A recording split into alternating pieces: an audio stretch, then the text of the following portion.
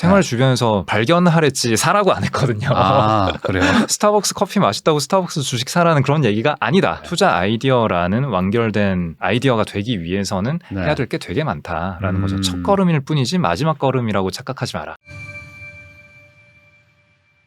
그럼 본격적으로 우리도 이 거인이라는 벤저민 그레이엄, 워렌 버핏, 피터 린치의 어깨에 올라가서 그러면 이분들이 어떻게 투자를 하는지를 좀 배워보면 좋을 것 같은데 첫 번째로 꼽는 분이 벤저민 그레이엄. 이분은 사실 뭐 워렌 버핏도 뭐 스승으로 생각하는 분이고 뭐 주식 투자에 뭐 어찌 보면 가장 대가 중에 대가 뭐 현인 뭐 이런 선조 뭐 약간 이런 느낌인 것 같은데 맞습니다. 요 분을 첫 번째로 꼽는 이유는 이제 대표님은 어떻게 보시나요? 말씀하신 그대로인 것 같아요. 훌륭한 투자자들 중에 아주 많은 투자자들이 벤저민 그레이엄을 본인의 스승으로 꼽고 있고 하니까 당연히 이분이 첫 번째로 들어가지 않을 수 없고 근데 이분을 파면 팔수록 생각보다 훨씬 더 대단한 분이어서 이분은 본인이 스스로 훌륭한 투자자이기도 했지만 아예 그게 뭐랄까 한 장르를 개척했다고 할까요? 그러니까 가치 투자라는 장르를 개척했다라고 많이들 알고 있지만 여기서 말하는 가치 투자가 우리가 말하는 가치 투자랑은 좀 다른 거죠. 달라요?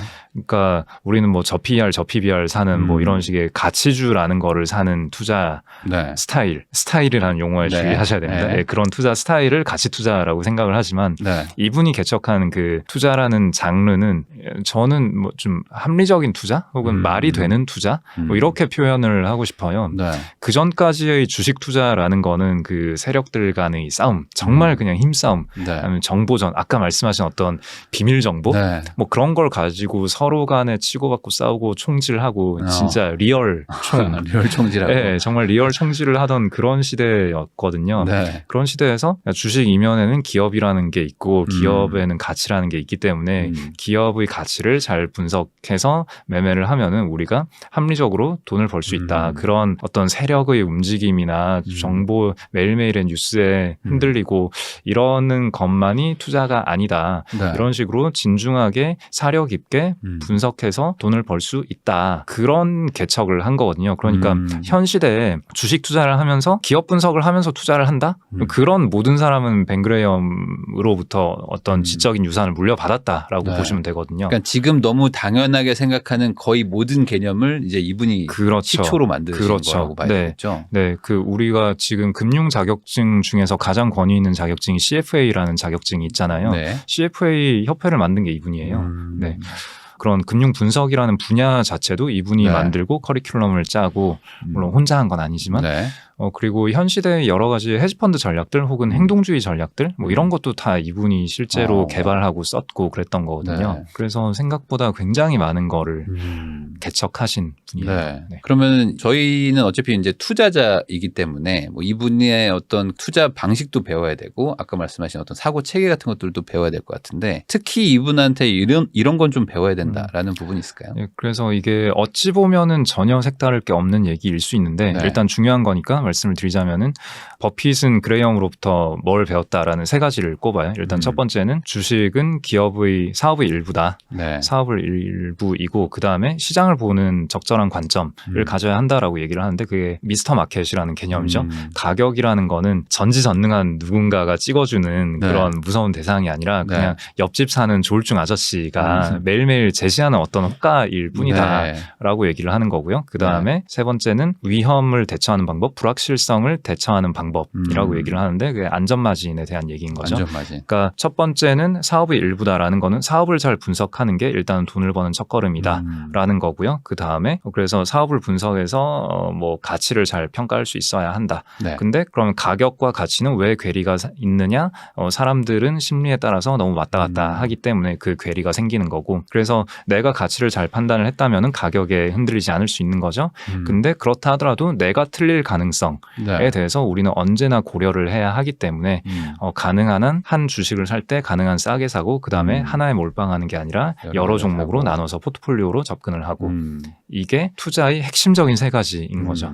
사실 생각해보면 당연한 얘기인 거잖아요. 가치를 잘 판단해가지고 가치보다 최대한 싸게 사서 혹시 모를 리스크를 좀 방어하는 식으로 하고 그리고 가치에 도달해서 뭐 넘어갈 때까지 가지고 있어서 돈을 벌자 뭐 이런 개념이라고 볼 수 있는데 그전에는 아예 이런 것도 없었다는 거예요. 그전에는 그런 것도 없었고 문제는 맞아요. 말씀하신 게 맞아요. 일단은 요 세 가지를 그냥 들으면은 네. 당연해 보이는데 이게 좀 곡해돼서 전달되는 것들이 있거든요. 그래서 네. 그거 어떤 이 책에선 겁니까? 제가 좀 집중을 한 게 그 세 가지는 워낙에 널리 알려진 얘기이기 때문에 네. 그거는 뭐 해야만 하는 이야기니까 짚고 그다음에 이 그레이엄에 대한 오해를 설명하는데 좀 많은 분량을 할애를 했어요. 네네. 그러니까 자, 첫 번째 사업의 일부로 보아야 한다. 다시 네. 말해서 가치라는 거가 존재하고 우리는 그 가치를 분석한다. 좋은데 네. 그러면은 그 기업을 잘 파다 보면은 이 기업은 얼마짜리다라고 우리가 판단해낼 수 있는 걸까라는 뉘앙스를 조금 주잖아요. 네네. 그렇기도 하고 그러면은 기업을 막 열심히 들이파서 내가 어떤 이거는 얼마짜리야라는 가치를 책정하고 나면은 그 바깥에 가격은 다 그냥 분석을 네. 제대로 하지 않은 그렇죠. 사람들이 그냥 랜덤하게 왔다 갔다 하는 네. 어리석은 자들이 어리석은 가격인 거고 그럼 내가 생각하기에 10,000원이야. 근데 지금 5,000원이네. 후후 어리석은 자들. 이러면서 5,000원에 샀다. 뭐 이런 거잖아요. 네네. 그 다음에 어떡하죠? 기다리면은 여기서 이제 가장 큰 문제예요. 네. 장기적으로 가격은 가치에 수렴하니까 네. 기다리면 된다. 근데 하나요? 그게 좀 애매하죠. 애매하죠. 애매하겠죠. 왜냐면 이 애매하죠. 사람들이 정신 차리지 않을 수도 있잖아요. 그러니까요. 네. 정신 차리지 않을 수도 있고 정신을 너무 잘 차릴 수도 있잖아요. 그렇죠. 그러니까 난 10,000원이 돼가지고 감사합니다고 팔았는데 20,000원 되고 50,000원 그럴 수도 되고. 있죠. 그러니까 이런 걸 몇 번 겪다 보면은 도대체 뭐 한 거지? 네. 이런 생각이 든단 말이에요. 그러면서 두 가지로 나눠지죠. 네. 뭐 사람들이 정신 못 차리는 거는 그래 시장이 잘못되어 있어 네. 라는 거고 그다음에 너무 정신 차린 거는 아 이것도 시장이 너무 잘못되어 있는 과열돼 거야. 있는 것도 잘못돼 있는 그래서 거고. 이런 거에 흔들리지 말고 우리는 그 철학을 네. 고수해야 한다. 네. 건전한 투자를 우리는 해야 한다. 음. 이러면 시장의 풍파에 휘둘리면 안 된다. 뭐 네. 이렇게 하는 쪽이 하나 있고 반대로는 가치 분석 아무리 해봤자 쓸모없네. 의미 없네. 그렇다면 우리는 차트 분석을 하자. 네. 뭐 이렇게 될 수도 있는 거고. 그러니까요. 저는 둘 다 좀 문제가 있다고 생각하거든요. 아. 그래서 이거를 원전을 파고 파다 보면은 네. 벤 그레이엄은 이렇게 얘기를 써요. 가치라는 거는 하나의 주어진 값이 아니다. 우리는 범위로 추정을 해야 된다. 라고 얘기를 했고요. 네. 그래서 어떤 범위가 있는 거고 그러면은 그 옆집 미스터 마켓 아저씨가 왔다 갔다 하면서 제시하는 그 가격이라는 것도 어느 정도 합리적인 바운더리에 있을 때가 있고 합리적이지 않을 때가 있는 거고요. 네. 그리고 그 각자에 따라서 우리는 전략을 다르게 사용을 해야 되는 거고 막연히 내가 생각하기에 10,000원인데 시장 틀렸어. 그냥 이렇게만 하면은 말씀하신 대로 네. 현재 틀려 있으면은 현재 어떤 이유로 틀려 있는지 그러면 나중에 어떤 이벤트로 인하여 정신을 차리게 될지 네. 그런 거에 대한 시나리오가 있어야 하나의 투자 아이디어가 완성이 되는 거죠. 그게 아닌 상태에서는 주가가 빠지면은 빠질 때마다 기대 수익률이 더 높아지는 거잖아요. 네. 그러니까 그때마다 막 더 사야 되고 계속 사고. 막 더 사지 않고 막 네. 주저주저 하고 있으면은 막 혼나잖아요. 너는 기업에 대한 확신이 없냐. 네. 분석을 철저히 하지 않았구나. 막 이렇게 되고 저는 이게 너무 이상하더라고요. 그 네. 주가가 오르지 않았다, 빠지고 있다라는 거는 내 분석이 틀렸을 가능성이 약간은 더 높아지는 거 아닐까? 네. 일단 이런 질문을 던져봐야 된다라고 저는 생각을 하고 네. 그러면은 내 분석이 틀렸을 때는 포지션을 줄여야 되잖아요. 근데 이런 식으로 투자를 하는 거는 분석이 틀렸을 가능성이 높아질 때마다 오히려 내 포지션을 더 늘려버리는 이런 이상한 기법이 되어버린단 말이에요. 그러니까 이게 좀 이런 그레이엄의 투자법을 곡해를 했을 때 하게 되는 실수 아닐까라고 생각을 하고요. 그래서 네. 네, 책에서는 좀 그레이엄의 얘기는 생각보다 상당히 유연하다. 그리고 우리는 이런 식으로 이해를 해야 한다. 뭐 그런 얘기를 책에 적었죠. 그러니까 이제 가치를 계산해서 10,000원이라고 했는데 현재 5,000원이면 아 얘네들이 바보지 뭐 이제 무조건 10,000원까지 올 거야가 아니라 얘네들은 왜 5,000원으로 생각하고 이러고 있는 걸까? 그리고 이게 해소가 되는 걸까? 이런 시장의 반응과 심리까지 다 봐야 된다라는 얘기를 그쵸. 하시는 거죠. 그런 심리를 다 봐서 최악의 경우에 얼마까지 주가가 하락할 수 있고 최상의 경우에 얼마까지 상승할 수 있는가. 네.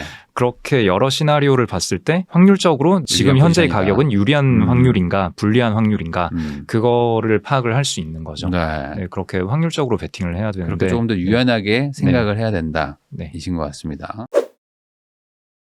네, 그러면 또 사실 가장 유명한 할아버지 중에 한 분이시잖아요. 워렌 버핏. 이분은 네. 또 벤자민 그레이엄의 또 정말 수제자라고 해야 될까? 어쨌든 이분한테 다 많은 걸 배웠다라고 이제 말하는 분인데 이분은 정확하게 어떤 투자자입니까? 이게 일반인들도 이름은 다 알거든요. 네. 네. 보통은 가치 투자자, 네. 가치 투자로 어마어마한 부를 이루신 분 네. 뭐 이렇게 알고 있는데 일단 그 말 자체는 틀리진 않아요. 본인은 밸류에 기반한 투자를 한다고 하니까 밸류 네. 얘기 엄청 많이 하시고 네. 근데 그 밸류 인베스팅, 가치 투자라는 단어에 대해서는 이렇게 네. 얘기를 해요.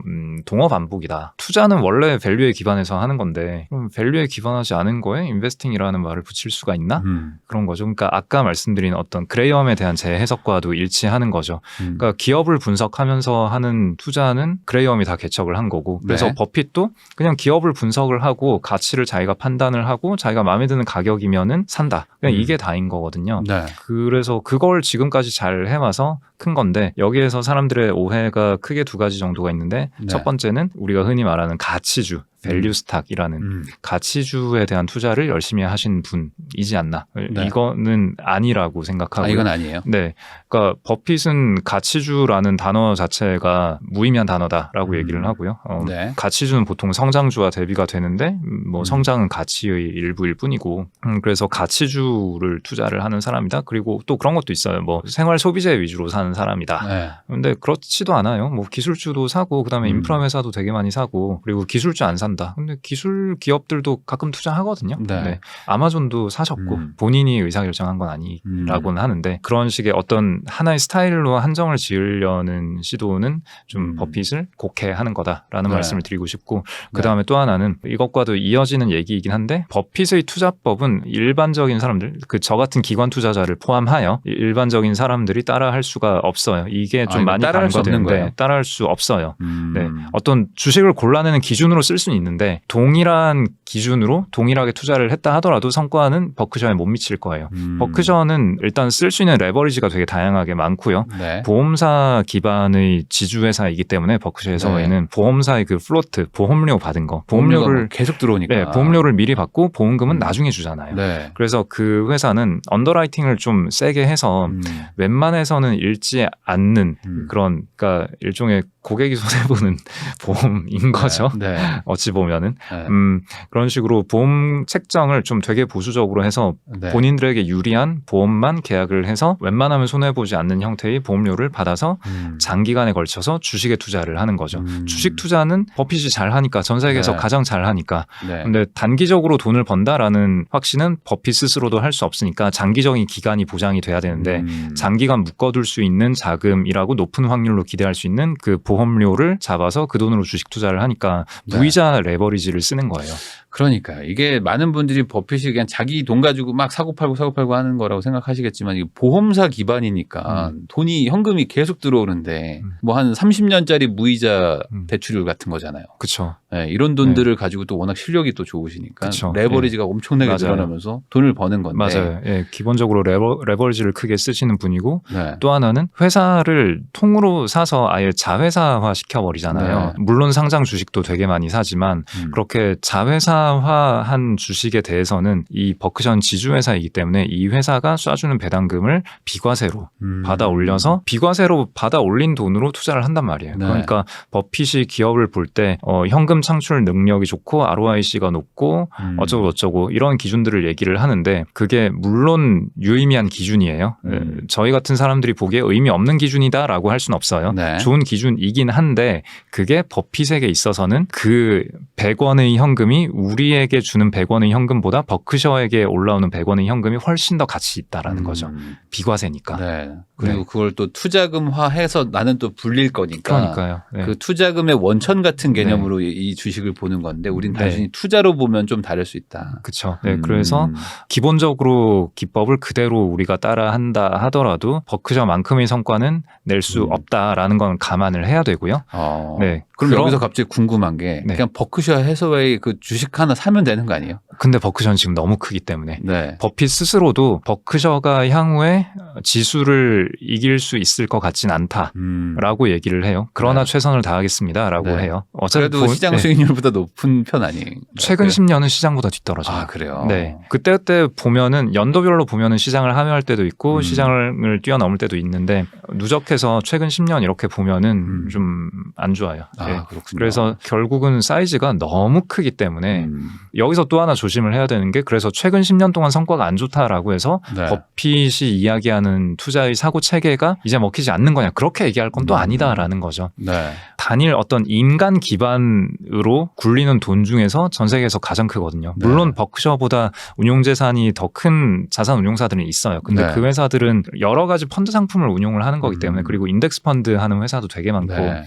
그래서 어떤 특정 사고 체계, 투자 기법을 논하는 회사 중에서는 버크셔가 가장 크고 그렇기 때문에 뭐 최근의 성과가 나빠졌다라고 해서 그의 사고 체계가 틀렸다라고는 말할 수 없는 거죠. 그러니까 워렌 버핏은 그러면 물론 아까 말씀하신 뭐 의미가 없다고 하실 수도 있지만 어쨌든 가치를 잘 판단해서 가치보다 좀 저평가된 거 사는 건 맞는데 그게 뭐 꼭 기술주는 안 사고 뭐 굴뚝주만 사고 뭐 이런 거는 아니고 여러 가지를 다 사는데 중요한 건 레버리지를 많이 일으켜 가지고 장기간 가지고 있으면서 시장의 우상향에 베팅해서 결국에 큰 돈 번다 뭐 이렇게 봐야 되는 건가요? 시장의 우상향이라는 파트만 빼고는 다 제 해석과 그래요? 일치하고요. 예. 시장의 우상향에는 베팅하지 않아요. 버핏은 그냥 자기가 볼 때 훌륭한 경영진과 동행하는 거죠. 네. 그래서 시장이 어떻게 되든 그거는 신경을 안 쓰는 건 아니지만 의사결정의 주요 요소가 아니에요. 네.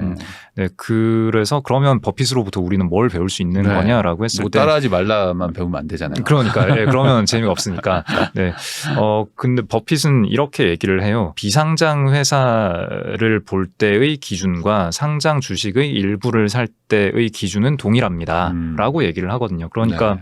우리가 버핏처럼 실제 투자를 할 수 없다라 하더라도 그 버핏이 회사를 바라보는 분석하는 기준은 우리도 충분히 배워서 써먹을 수 있지 않을까라는 힌트를 얻을 수 있고요. 네. 그러면 그 기준이 뭐냐라고 했을 때 버핏은 기본적으로 그레이엄으로부터 그냥 그대로 배웠다라고 얘기를 해요. 이게 또 한 가지 또 크게 오해를 받는 게 있는데 그레이엄 85%, 필립 피셔 15% 네, 그 뭐 이런 얘기가 하잖아요. 있는데 그래서 그러면 또 이어지는 거지만 그레이엄은 가치주 했고 필립 피셔는 성장주 했으니까 그러면은 버크셔의 포트폴리오는 가치주 85%, 성장주 15%구나. 네. 이런 얘기가 요즘에도 나와요. 네. 저는 그런 얘기를 볼 때마다 이거 어떻게 하는데 일단 버핏이 대놓고 그거 아니라고 얘기를 했고요. 그렇게 퍼센트로 꼽는 게 의미가 있을까 싶고 굳이 퍼센트로 얘기를 하자면은 그레이엄 100%, 필립 피셔 100%입니다. 그레이엄과 피셔는 본질적으로 다르지 않습니다. 라고 네. 얘기를 했어요. 근데 우리가 이해하는 그레이엄과 피셔는 전혀 다르거든요. 전혀 다른데 뭐가 동일할까라고 질문을 던져본다면은 뭐 기본적으로 아까 얘기한 그레이엄의 그 세 가지 그거는 뭐 동일하겠죠. 네. 네, 피셔도 당연히 기업 분석을 열심히 했기 때문에 그 세 가지가 배치되지 않을 거예요. 그러면 거기에서 버핏은 뭘 했느냐 하면은 일단 기본적으로 그레이엄의 스타일, 네. 그 스타일이 60년대 넘어서 먹히지 않은 건 맞아요. 그래서 그레이엄도 일단 본인이 흥미를 잃기도 했고 돈도 네. 많이 벌었고 하니까 그냥 56년에 이미 은퇴를 하셨고 네. 그 이후에 버핏은 이제 자기 회사 차려가지고 열심히 하고 있었는데 버핏도 지금까지 내가 쓰던 방법이 잘 먹히지 않는 것 같다라는 얘기는 이미 1960년대에 하거든요. 그러면서 한 번 은퇴를 하고 사실 버핏은 이미 2번 은퇴를 한 사람이에요. 요것도 사람들이 그렇게 많이 생각을 안 하고 있는데 네. 일단 그레이엄의 회사에서 일을 하다가 한 번 직장인으로서 은퇴를 하고요. 본인이 네. 은퇴했다고 표현을 해요. 다시는 직장인으로 일하지 않겠다. 네. 무슨 일이 있었는지 모르겠어요. 같이 일하면서 사이가 나쁘진 않았던 것 같은데 네. 아무튼 그러고 이제 자기 회사를 69년까지 굴리다가 이것도 접거든요. 그러니까 남의 돈 맡아서 운용하는 것도 펀드 매니저로 자기 회사 굴리는 그것도 이제 은퇴를 하는 거죠. 하겠다. 네, 그 버크셔를 인수를 한 거는 1965년이에요. 네. 펀드 접기 이전에 이미 거기에 회장이 돼 있었거든요.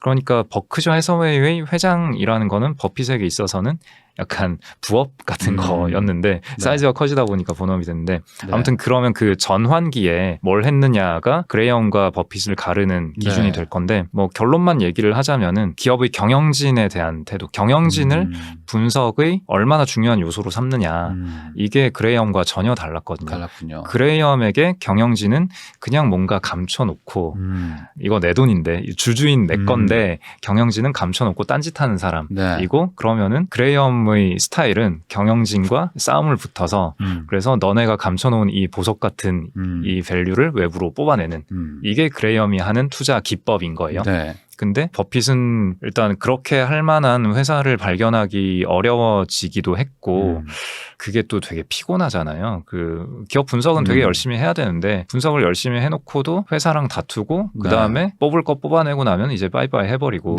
이게 좀 버핏의 취향과는 잘 안 맞았던 것 같기도 하고 그래서 버핏이 선택한 방법은 이렇게 뭔가 꽁꽁 싸매고 감추고 자기네들을 위해서 쓰는 그런 경영진이 아니라 정말 주주를 위해서 일을 하는 그런 솔직한 태도 더하기 실제로 돈을 잘 버는 훌륭한 능력 그 두 가지를 다 갖춘 경영진 물론 아주 희귀하겠죠. 아주 드물지만 그런 경영진을 발견한다면 그냥 아주 비싸지 않은 가격에 그런 회사를 살 수 있다면 그 경영진과 앞으로 10년 20년 계속 그냥 함께 할 수 있는 거 아니냐. 하겠다, 네, 동업을 하겠다. 네, 맞습니다. 그 말씀하신 동업이라는 파트너라는 표현을 버핏은 엄청 자주 하거든요. 그래서 우리는 동업자 관계로 계속 같이 가고 싶다. 뭐 그런 식의 투자를 한다라고 보시면 되겠습니다. 그러면 이거는 여전히 유효한 어떤 사고 체계라고 볼 수 있을까요? 네, 저는 그렇게 믿고요. 그러니까 지금 말씀드린 거에서 어떤 시대에 국한되는 얘기는 전혀 없었잖아요. 주식 이면에는 기업이 있고 주식을 소유한다라는 거는 뭐 어떤 소유권, 어떤 권리를 가지는 거고 근데 그 권리를 어떻게 평가할 거냐의 문제인데 어떻게든 평가를 한다면은 내가 평가한 그 권리의 가치보다 싸게 사면 되는 건데 문제는 그거죠. 그 싸게 샀다 치고 그 싸게 산 그게 어떤 식으로 내수중의 현금으로 돌아올 거냐. 여기에서 세부적인 기법의 차이가 있는 건데 거기에서 그레이엄은 파이팅을 해서 뜯어내는 선택을 했고 근데 이게 마냥 기다리는 걸로 잘못 알려져 있는 거죠. 그레이엄은 파이팅을 많이 했어요. 그리고 버핏도 파이팅을 많이 했는데 파이팅 하다 보니까 피곤해서 그냥 회사가 알아서 나에게 굴려주는 그런 기법을 선택을 했다라는 거고 이거는 발견할 수 있느냐 없느냐의 문제지 먹히냐 안 먹히냐의 문제는 아닌 거예요. 그러네요. 좋은 사업을 영위하고 있고 뭐 경쟁자와의 또 격차도 또 유지할 수 있는데 경영진까지도 좋은 회사가 마침 또 금융위기든 뭐든 위기 상황에 싸게 나오면 그냥 사버려. 이러고 그냥 동업한다. 이런 식의 전략은 뭐 언제든지 먹힐 수 있는 거잖아요. 네, 문제는 이게 굉장히 희귀하다라는 그런 거는 이제 버핏 할아버지가 다 사버리니까. 그렇죠. 물론 뭐 워런 버핏도 뭐 실패한 투자도 있긴 하지만 그런 식의 사고 체계를 가지고 운영을 했기 때문에 이렇게 커졌다라고 보시면 될 것 같지 않을까 생각합니다. 네, 그러면 그 또 한 분이 남았잖아요. 피터 린치. 이 분은 또 두 분과는 또 약간 또 성향이 또 다른 것 같기도 하고 어떤 분입니까 이분은? 기본적으로 다르지 않겠지만 뭐랄까 서술 태도라고 해야 될까요? 그게 좀 다른 것 같아요. 그리고 우리가 좀 실제로 배워서 익힐 수 있는 방법도 훨씬 더 다양하게 알려주고 있고요. 이분이 그래서 그 짤이 많거든요. 한 장짜리. 권총짤 이런 거, 몽둥이 짤. 뭐 여러 가지가 많아요. 이분이 뭐 아마 뼈 때리는 말 뭐 이런 것들이 좀 많은데 이거 소개 좀 해주세요. 피델리티 마젤란 펀드라고 당대 가장 큰 펀드를 전 세계에서 가장 큰 규모의 펀드를 운용을 하셨고 수익률도 어마어마하게 좋으시고 그리고 이분이 본인이 직접 쓴 책이 3권이나 돼요. 그리고 그 3권의 책이 다 개인 투자자 읽으라고 쓴 책이고 굉장히 쉬운 어투로 잘 적어 놓으셨죠. 그래서 저는 개인적으로 셋 중에서 피터 린치를 가장 좋아하고요. 나한테 제일 많이 알려줬으니까. 워런 버핏은 못 따라하고 벤저민 그레이엄은 너무 옛날 분이시고 요분은 이제 우리한테 너 읽으라고 써줬으니까. 그러니까 저한테 저한테 읽으라고 주셨으니까 좋잖아요. 그 버크셔 주주서하는 주주들 읽으라고 쓴 거니까 제가 약간 몰래 훔쳐 읽는 느낌인 거고. 그래서 피터 린치는 제가 너무 좋아하고 그다음에 그 기본적인 뭐 기업을 바라봐야 하고 뭐 이런 거는 뭐 다 일치하는데 앞에 두 분과 근데 이분은 거기에서 좀 더 뭐랄까 기법 측면에서 좀 디테일한 걸 많이 알려주시죠. 그래서 그런 측면에서 되게 많이 배웠고 그래서 사실 그 앞에 그레이엄 버핏 이렇게까지만 하면 아까 그 말씀을 드렸잖아요. 이게 먹히고 말고의 문제가 아니라 발견할 수 있느냐 없느냐의 문제라고. 그러니까 정말 그 훌륭한 경영진 발견해서 길게 오래 같이 가면 좋은데 다 좋은 얘기죠. 좋은데 그게 내 눈에 보이냐라는 얘기고 그럼 어떻게 발견합니까 하면은 그래서 능력 범위가 중요합니다. 이러니까 막 이제 뒤집어지는 거죠. 그래서 그럼 능력 범위는 어떻게 키웁니까 하면은 어떤 기업부터 봐야 됩니까? 그럼 알파벳 A부터 보세요. 이러고 있으니까 막 진짜 답답한 것도 있고. 좋은 말씀 감사하게 중요하긴 한데 좀 네. 요즘 말로 이제 킹 받는 네. 그런 게 있잖아요. 네. 그래서 약간 좀 디테일을 좀 잡아주셨다 이거죠. 네, 이분이. 그래서 네. 피터 린치는 기업을 볼 때 뭐 6가지로 주식을 분류하기도 하고 그래서 네. 성장주를 볼 때는 이런 거에 좀 주의를 해야 되고 자산주를 볼 때는 이런 거에 주의를 해야 되고 턴어라운드 주식 이런 거 되게 재밌는데 뭐 네. 요런 거에 좀 조심해야 된다. 이런 함정에 빠질 수 있다. 뭐 그런 얘기들을 상세히 잘 해주셔가지고 그래서 제가 책에서 별도로 뭘 정리할 그런 게 별로 없긴 하거든요. 네. 그래서 제 책에서 좀 집중한 포인트는 그냥 읽었을 때 좀 눈에 안 보이는 거. 저나 이분이나 펀드 매니저 커리어를 네. 쌓았잖아요. 네. 이제 대등은 전혀 아니, 직업은 아니지만 동일하지 않습니까? 네, 직업은 동일하니까. 그러니까 이분이 펀드 매니저 커리어를 겪으면서 네. 이런 생각을 했겠구나. 이런 경험을 하셨구나라고 약간 눈에 보이는 그런 게 있더라고요. 네네. 그래서 그런 것과 그 다음에 앞에 두 사람에 대해서 서술을 할 때 좀 부족한 포인트 그런 것들을 버무려서 제 책에 넣었는데. 근데 여기 네. 이 책에 뭐 아마추어 투자자들이 좀 오해하고 있는 멘트나 이런 것들이 있다고. 맞아요. 하는데. 일단 피터 린치 책 딱 읽어보면 기억에 남는 게 생활 주변에서 발견하라. 그런 거 진짜 많이 네. 돌잖아요. 네. 저거 뭐 치약이 잘 팔린다면 네. 뭐 사라. 막 네, 좋은데 생활 주변에서 발견하랬지 사라고 안 했거든요. 아, 그래요? 네. 다른 거예요? 그게 어떤 인터뷰에서 대놓고 그렇게 얘기를 했어요. 그 네. 스타벅스 커피 맛있다고 스타벅스 주식 사라는 그런 얘기가 아니다. 네. 책 월가의 영웅에도 잘 읽어보면은 그 멘트가 나와요. 이런 걸 발견했다고 해서 바로 사라는 게 아니라 이거는 네. 시작점일 뿐이다. 그래서 내가 발견한 어떤 흥미로운 포인트가 기업의 전반적인 이익에 얼마 정도 기여를 할 수 있는지 네. 재무제표를 읽는 방법과 회사의 전반적인 사업과 뭐 그런 걸 다 알아야 한다. 그리고 가격을 판단하는 방법 그런 거에 대해서도 공부가 돼 있어야 하고 그러니까 네. 투자 아이디어 아까 쭉 말씀드렸던 그 투자 아이디어를 만들기 위한 기본 바탕이 돼 있고 거기에서 이제 하나의 트리거 시작점 첫 걸음으로서 요런 그 생활 주변에서 발견한 투자 아이디어가 존재할 수 있는 거고 네. 투자 아이디어라는 완결된 아이디어가 되기 위해서는 네. 해야 될 게 되게 많다라는 거죠. 첫 걸음일 뿐이지 마지막 걸음이라고 착각하지 마라. 예를 들어 제가 최근에 테슬라를 한번 시승을 한번 해봤는데 네. 제가 생각했던 것보다 훨씬 더 좋더라고요. 뭐 승차감 이런 건 좀 나쁠 수도 있지만 나머지가 되게 좋아요. 야, 그럼 이 테슬라 좋은데? 그럼 사야겠다. 막 이렇게 생각하는 거가 아니라는 네, 거잖아요. 그게 굉장히 위험하다라는 다만 거죠. 이게 아이디어니까 그럼 전기차라는 거가 앞으로 될까 하면서 뭐 이렇게 여러 가지를 이제 좀 배워가고 공부해가면서 판단해보고 그때 뭐 정말 좋으면 사라는 거지 어떤 시작점일 뿐인데 그쵸. 이거면 무조건 네. 사라 이렇게 네. 오해한다. 지금 테슬라 주가가 많이 빠졌는데 네. 시승을 하셨을 때나 지금이나 테슬라 차 좋은 건 마찬가지잖아요. 네. 물론 또 중간에 화재도 또 크게 나기도 했지만 네. 뭐 그거는 일단 별도의 아이디어라고 생각하고 네. 그러면 테슬라 차는 이렇게 좋은데 주가는 왜 이렇게 빠졌는가? 만약에 그때 그냥 샀다면은 되게 심란할 거잖아요. 네. 그러면 성장주라는 거에 대해서 사람들이 어떤 관념을 가지고 있었는가? 네. 금리라는 거에는 이런 유형의 주식이 어떤 영향을 받는가? 그다음에 테슬라의 재무 구조는 어떻게 되고 있는가? 진짜 자동차로 돈 잘 버는 거 맞나?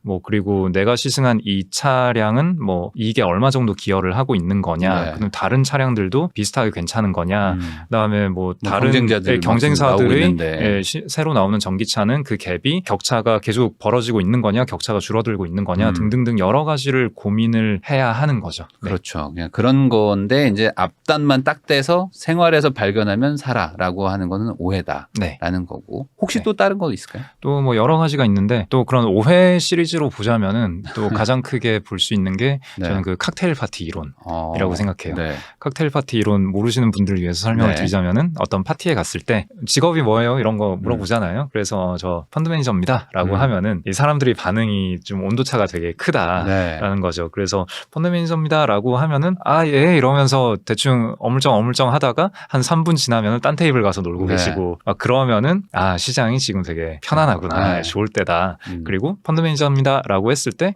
저도 최근에 좀 주식을 해볼까 하는데 뭐 어떤 주식 어떻게 하면 되냐 네. 뭐 이런 거를 사람들이 물어보기 시작한다. 네. 그러면 시장이 약간 좀 이제 열기가 오르고 있구나. 그리고 펀드 매니저입니다 했을 때 사람들이 자기 이번에 어떤 주식 사가지고 막 뭐 이런 성과가 났는데 엄청 막 벌었다. 네, 그래서 이거는 뭐 아무튼 그런 식으로 주식 얘기가 굉장히 활발할 때 그러면은 이건 이제 조금 위험하다. 소위 말하는 인간 지표. 네. 네. 그래서 4단계. 네. 4단계는 펀드 매니저들 주식 잘 못하더라. 내가 더 잘해. 이러면서 뭔가 가르치려고 든다. 네. 그러면은 이제 도망쳐야 될 때다. 네.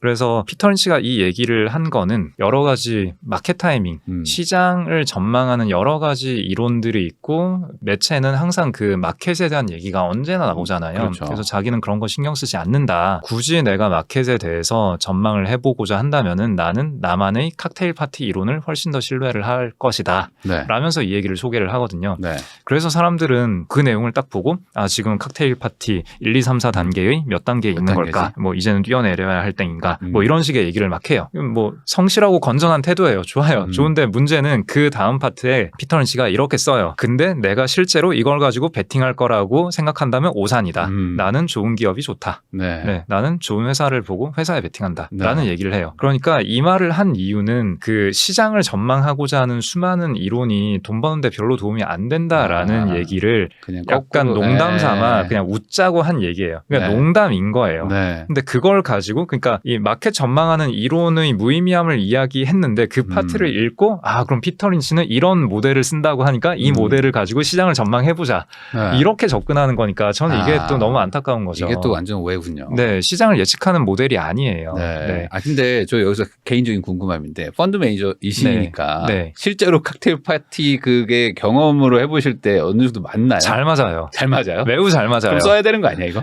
그래서 여기서 이제 그 말씀을 드리고 싶어요. 잘 맞는다라는 게 네. 당장 다음 달에 어떻게 될 그런 건 거냐 아니지만. 이거를 예측하는 그 단기적인 경로 예측 이론이 아니라 네. 경로 예측 모델이 아니라 평온하다 불편하다 그걸 판단하는데 아주 유용해요. 여기서 평온하다 함은 일단 불편하다부터 먼저 얘기를 하는 게 좋을까? 불편하다는 거는 주식을 살 때 네. 좋은 회사 좋은 주식이어도 되게 조심해서 사야 되는 약간 또 좀 가격이 높아 약간만 삐끗하더라도 훅 빠질 수 있는 그런 좀 조심스럽게 살얼음판을 걸어야 하는 그런 때가 있고 그런 네. 때가 이제 불편할 때인 거고 네. 그러니까 앞으로 한 5년 정도 보유한다면은 5년간 한 연환산 한 20% 정도 벌 수 있을 것 같은데 네. 그 사이에 반토막이 언제든 날 수 있을 것 같다. 이런 각오를 하고 사야 하는 그런 상태를 저는 불편한 상태라고 얘기를 하는 네. 거고요. 그다음에 평온한 상태는 그냥 들고 편안하게 가면 되겠다. 한 5년 정도 그냥 기대 수익률은 똑같아요. 5년 동안 가지고 있으면은 연환산 20% 정도 벌 것 같기는 한데 네.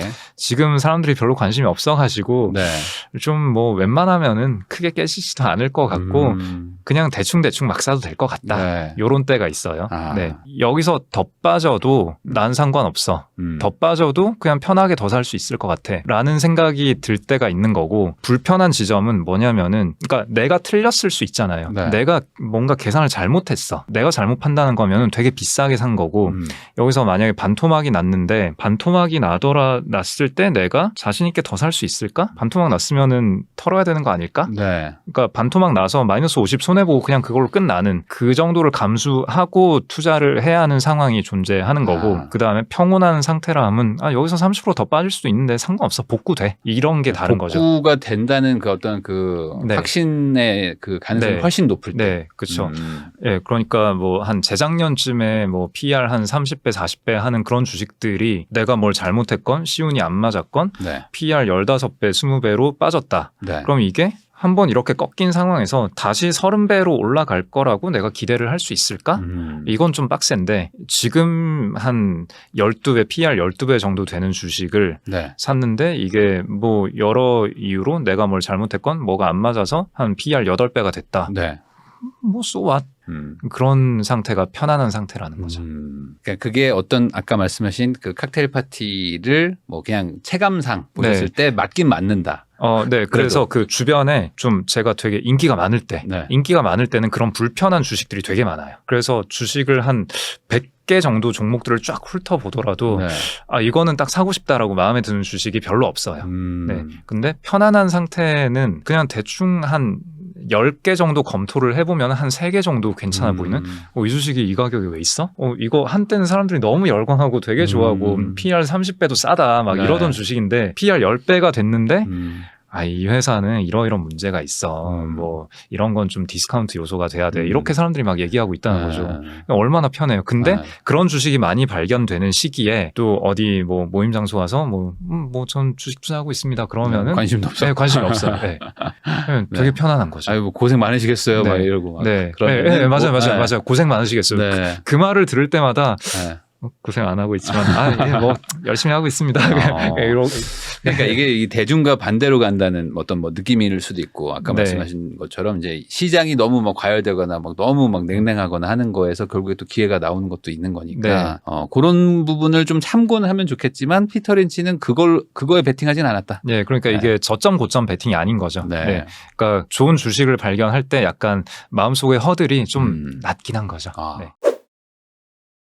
그럼 피터 린치한테 뭐 여러 가지 배울 점이 많겠지만 그래도 이제 가장 일반 분들한테 요거는 좀 알고 있으면 좋겠다라는 투자법 같은 게 있을까요? 피터 린치 책은 기본적으로 책이 읽기 쉽기 때문에 뭐 네. 그냥 그걸 읽으시는 게 낫고 제가 꼽아낸 거는 다른 사람 눈에 잘 안 보이는 그런 것들인데 네. 일단 첫 번째는 아까 말씀드린 그 바텀업 그러니까 칵테일 파티 이론이니 뭐니 됐고 네. 일단 탑다운 보통 이러잖아요. 매크로 관점에서 일단 시장이 살 때냐 팔 때냐 지금 주식하기 좋은 때냐 아니냐 이거 네. 보고 그 다음에 주식하기 좋은 때라면 좋은 섹터는 뭐냐 그 섹터 구하고 그 다음에 그 섹터에서 제일 좋은 거 뭐냐 좋은 업종. 이렇게 하는 게 탑다운 접근법인데 네. 이게 돈 버는데 별로 도움이 안 돼요. 그래요.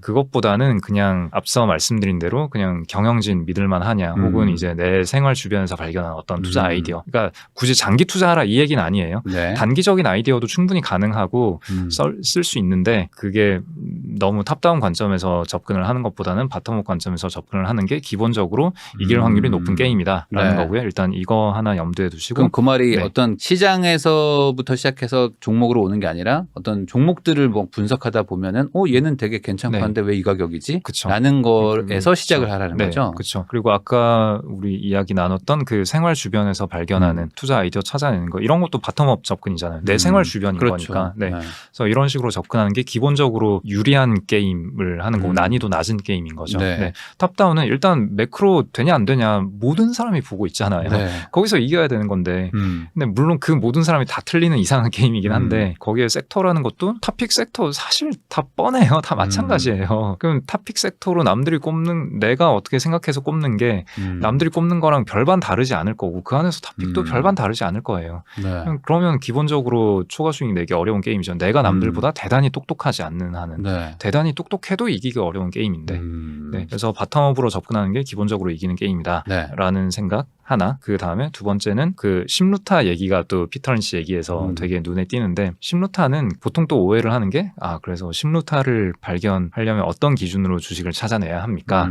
뭐 이렇게 얘기를 많이 하는데 네. 그걸 알았으면 피터 린치도 심루타 종목만 샀겠죠. 그렇죠. 그래서 저는 이게 선제적으로 심루타 주식을 잘 골라라 이 얘기가 아니라 대부분의 주식은 심루타의 씨앗이 있는데 네. 심루타가 될 수 있는 주식을 사놓고도 꺾어버리는 그런 매매를 우리가 되게 많이 한다. 이걸 조심해라 라는 네. 얘기일 거라고 저는 생각을 하거든요. 그 피터 린치 얘기 중에 너무 좋아서 워런 버핏도 자기 연차 보고서에 인용을 한 그 멘트가 있는데 그게 화단에서 꽃을 뽑아내고 잡초에 물을 주는 그런 행위를 경계하라. 뭐 이런 격언 있잖아요. 네.